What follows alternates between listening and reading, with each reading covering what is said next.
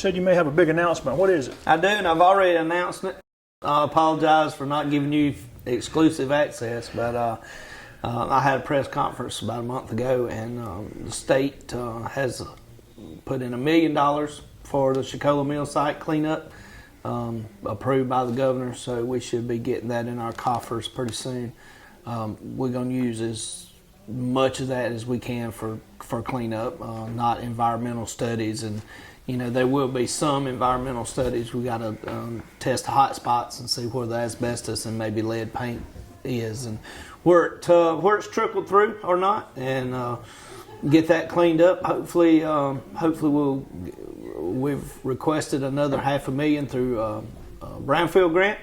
So hopefully we'll have $1.5 million. I don't think we'll completely cover it, but cover the expense, that is, of the total cleanup. But we should get well over halfway, maybe 3/4 of the way of cleanup. And just curious, so I started asking questions, and maybe we can identify what's not asbestos tainted and lead paint tainted, and maybe use our own resources to help clear the rest of it off once we get the particulates out of the ground and the building itself. So we have some heavy duty trucks and tractors, and we got a maintenance crew, and maybe they can get over there and finish what don't get cleaned up with the $1.5 million that we're looking for. So the mill closed some 20-something years ago. It was built in 1902, I believe. It's just an eyesore. It's an eyesore, and it's attractive to certain people in the area that like to sleep inside and build fires and set it on fire several times over the last few years. So it's a huge safety problem. It's a fire issue as well. What kind of vision do y'all have for it one day? I mean, just if y'all were just vision casting, what y'all would love to see over there? So that's a double-edged sword question, if you will. Some of the things I want to see over there I can't talk about, of course. And some of the plans we have going on right now with some developers, Anderson County's been real helpful.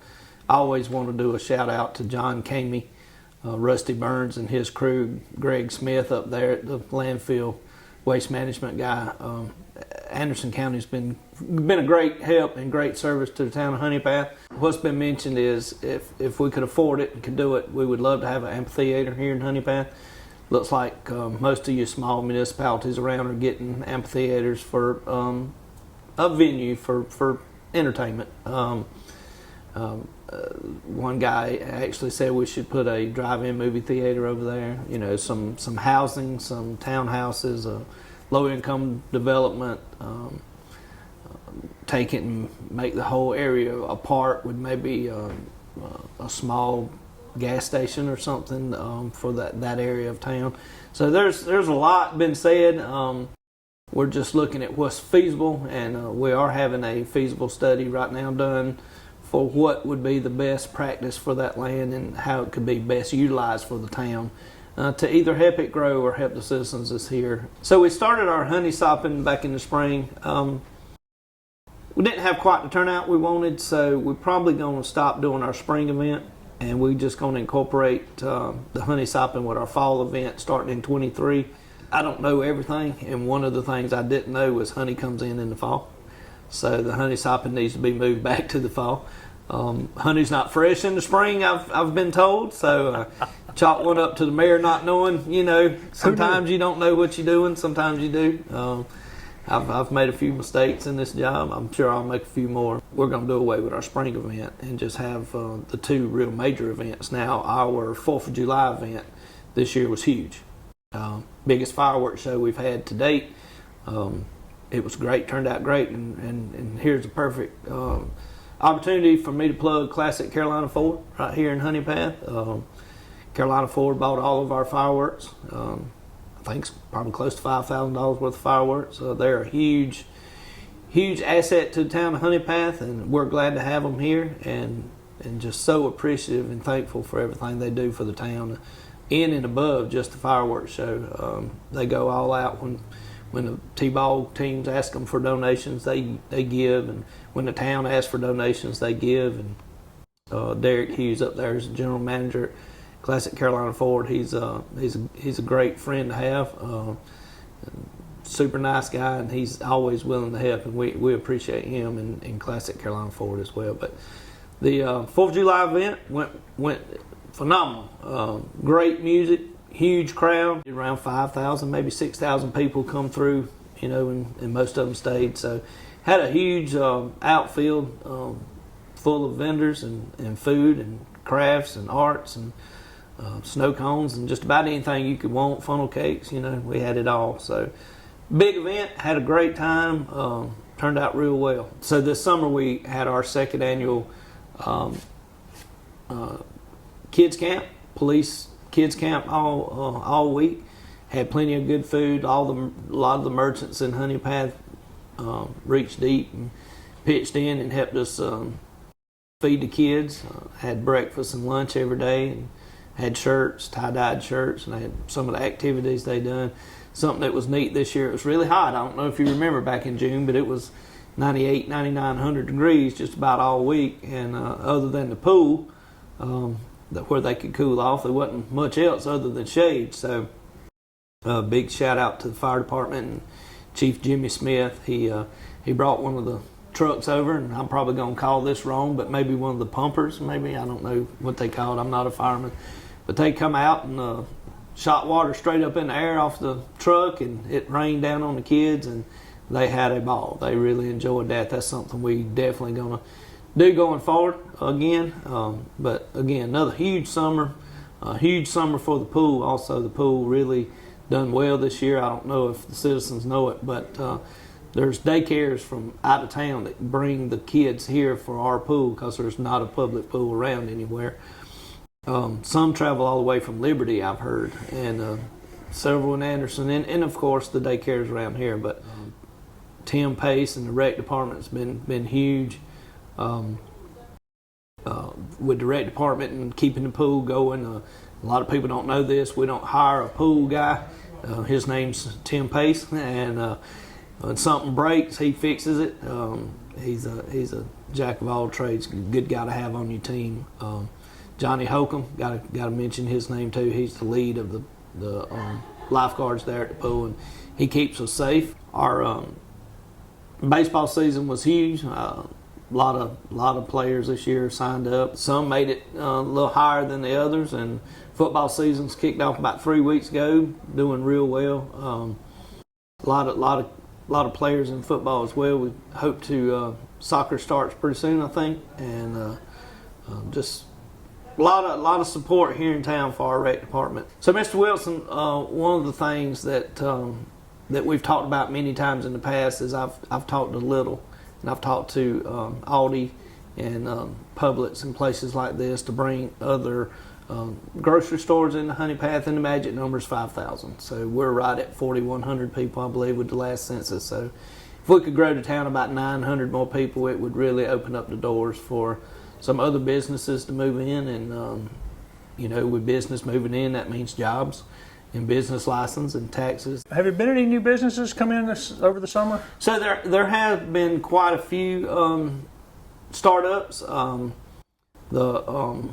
old Black Cow building has been purchased by a fella, and he's going to turn that spot into 4 businesses, I believe. There's an upstairs photography going on right now, and there's 2 smaller stores that's about to open or have already opened down on West Greer on the side of the old Black Cow building, is what we call it here in Honey Path. He did ask me what the people of Honey Path wanted, and in the main part of that building, which was the old restaurant part.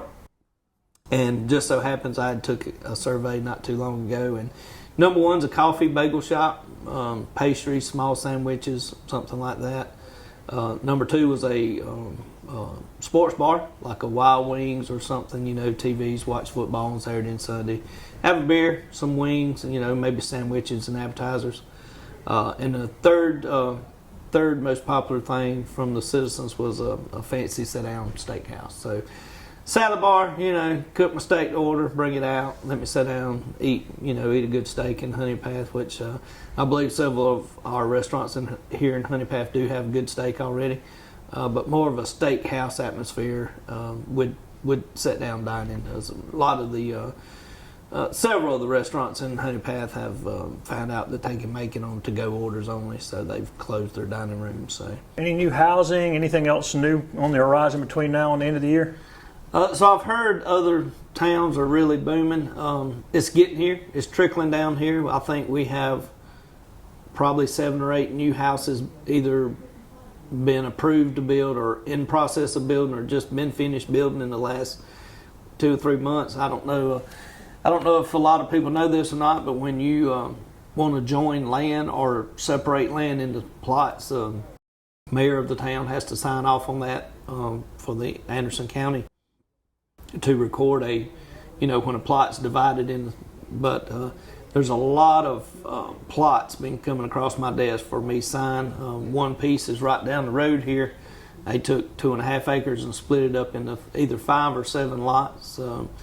Gentleman come in that wanted that land separated, and we got to talking. He said, "Yeah, I'm gonna put 5 houses on that lot." So, a lot of potential coming. A lot of it already being built. So, we're just we are growing a little bit at a time. But I think Greenville's trickling down into Simpsonville, which is trickling down into Williamston and Pelzer and Belton, and it's coming on to Honey Path too. So we're a little bit further away from where things are exploding, but we're getting some of that also, and I expect a lot more coming in the future.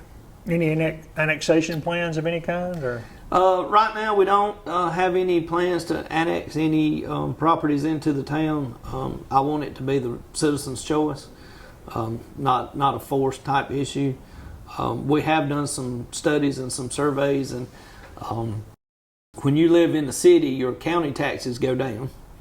But then you have to pay city taxes. Well, if you live in the city, you get city support from the police and fire, whereas in the county, you get county support for police and fire. In the county, you pay more for your water and sewer and trash pickup. In the cities, less. So we've done some surveys, and someone living on the outskirts of town, just outside of the limits, it's about a wash for them to annex into the city. It really is. Plus, they get better service. They get quicker response times than the county can provide. So, if people want to annex, I think it's a good thing for them too. But it's not something we want to force anybody to do.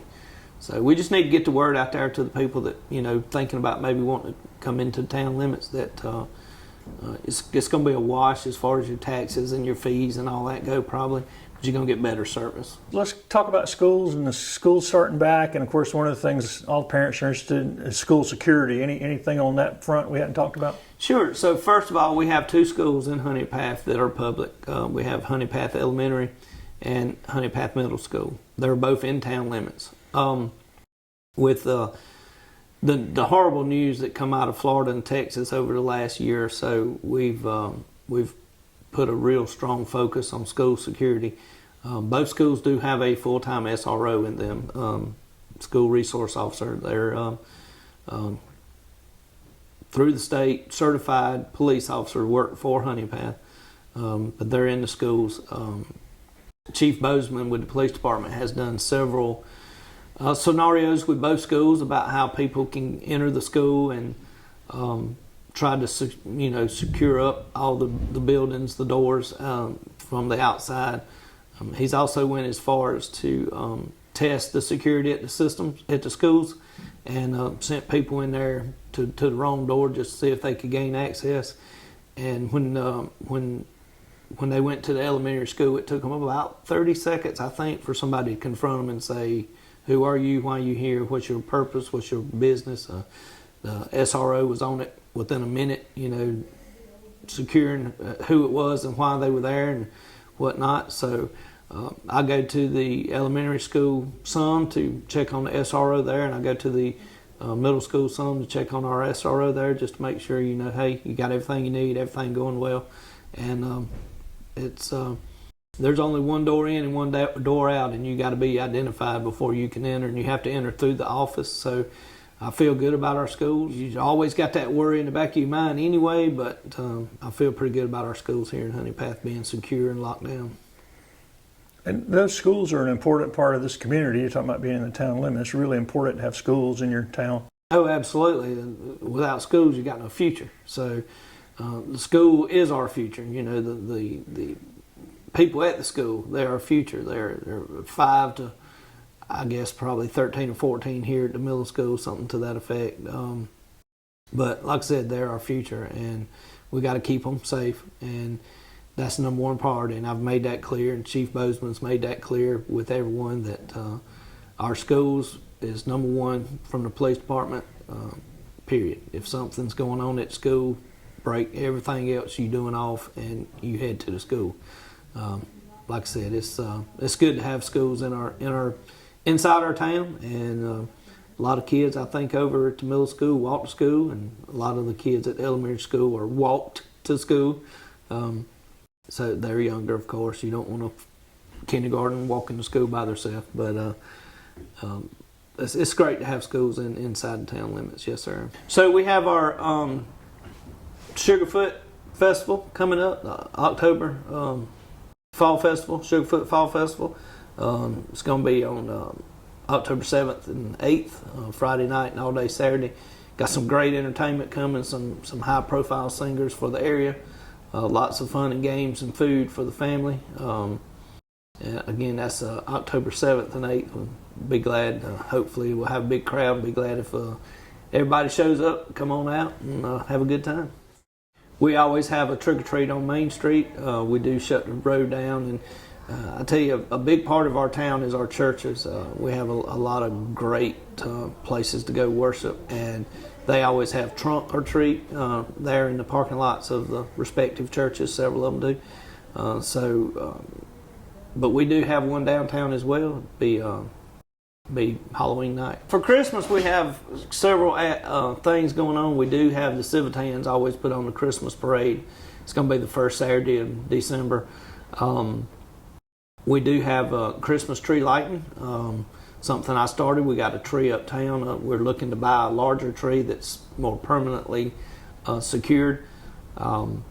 We will have Christmas with the cops on Main Street. They will be supplying small pastries and coffee and hot chocolate and stuff such as that. And while the planning committee decorates the tree, the kids can eat and sing and be merry. And then the tradition, the First Lady of Honey Path gets to light the Christmas tree when it's time. So this will be her third lighting, I believe. So she's excited about being part of that. And that's two of the main things is the parade and Christmas with the cops and tree lighting ceremonies together on the same day. I'm not sure. I'm thinking it's the weekend before Thanksgiving. Maybe I'd have to check my records. But I know the parade's going to be the first Saturday. I believe at 10 a.m. So we're really looking forward to that. It's something we've been planning a long time. Planning committees put a lot into this.